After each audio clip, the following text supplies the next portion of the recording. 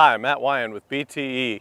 Today I want to talk with you about our high rail mini excavator. This is a Takeuchi TB 290, and this is a great machine for the railroads for doing track maintenance tasks. We do tie changing with this, tamping, brush cutting with our mulcher attachments, ditch cleaning. We have a small culvert cleaner that will go on this for cleaning out plug culverts.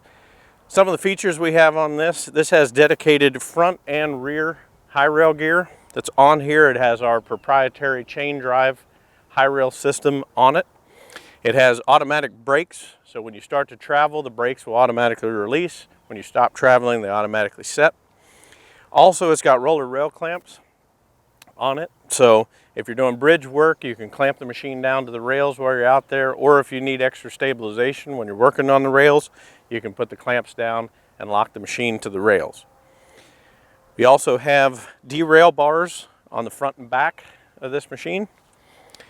Also equipped with a tow hitch on the front, so if you're pulling carts, carrying material, you can do that as well.